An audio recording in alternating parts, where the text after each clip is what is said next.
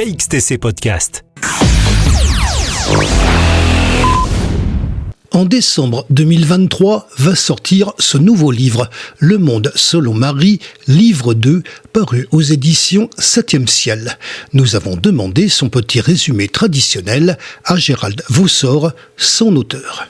Le Monde selon Marie est un roman de J.F. Spencer. J.F. Spencer, c'est mon nom de plume, puisque je m'appelle réellement Gérald Vaussore.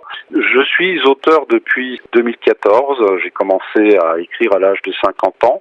Je me suis mis sur ce projet d'écriture de Le Monde selon Marie parce que, suite à une étude de l'histoire du prénom, je me suis rendu compte qu'il y a 3 personnages qui ont un point particulier. Elles ont toutes les 3. On ne connaît ni leur date de naissance, ni leur date de décès. Alors, qui sont en fait ces 3 personnages ? Le premier, c'est Marie, qui est connue de tout le monde, qui était la maman de Jésus. Ensuite, on a Malinella, qui est un peu moins connue, mais qui est quand même célèbre dans les pays d'Amérique centrale et d'Amérique du Nord. Malinella, c'était la traductrice officielle de Cortés quand il est arrivé à la fin du XVe siècle au Mexique. Troisième personnage, c'est Marie Laveau. Marie Laveau, c'est très connue à la Nouvelle-Orléans. C'était la grande prêtresse vaudou de la Nouvelle-Orléans. Alors, ces 3 personnages ont un point commun, c'est qu'on ne connaît ni leur date de naissance, ni leur date de décès.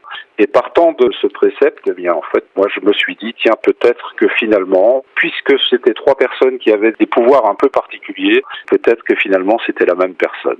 De là est partie l'idée de l'écriture du roman. Le premier tome est sorti déjà il y a 4 ans. Il date de début 2020. Alors, le premier tome, en fait, c'est l'histoire d'un écrivain russe qui est un pamphlétiste et qui va être éjecté de Russie par Nicolas Ier et qui va se retrouver à Paris. Donc là, on est en 1845 à peu près. Il va se retrouver à Paris. Il va continuer à écrire des pamphlets. Quand c'est Alexandre II qui vient au pouvoir, il va dire, moi, ce gars-là, il commence un peu à nous énerver avec ses pamphlets. On va l'emprisonner et on va l'envoyer en Sibérie. À ce moment-là, on est en Second Empire, Napoléon III. Napoléon III va prendre cette personne et plutôt que de l'envoyer en Russie, il va l'envoyer pour aller faire la campagne du Mexique avec les troupes napoléoniennes. Pour lui, il est évidemment très bizarre. Il s'entend pas du tout à ça. Il se retrouve au Mexique, à la campagne de Puebla.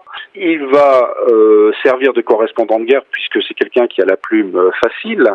À un moment, il se prend au jeu des combats et il va faire une bataille. Il est blessé et il va être recueilli par une dame qui justement s'appelle Marie. Et c'est cette dame qui va réussir à lui sauver la vie. Et on va découvrir justement à partir de ce moment-là tout le pouvoir de ce personnage qui voyage à travers le temps et qui a du coup accumulé pas mal de connaissances, je dirais autant en théologie que mystique, que ésotérique, puisqu'on parle ici du vaudou, on parle de la religion chrétienne évidemment, on parle d'autres religions qui sont sur base amérindienne.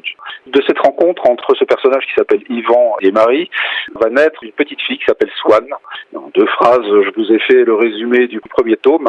Sort ce mois de décembre le second tome, donc qui est en gros l'histoire de cette petite fille qui va se retrouver à la Nouvelle-Orléans et qui ne comprend pas très très bien pourquoi elle a certaines sensations, certains pouvoirs qui lui viennent naturellement. Bon, il se fait qu'elle est séparée de sa maman puisque sa maman est une personne qui travaille pour l'Union, donc pour les services secrets de l'Union qui existaient déjà au 19e siècle, puisque là on est aux alentours de 1870. Elle est séparée de sa maman et elle va devoir elle-même réussir à trouver son chemin à la Nouvelle-Orléans.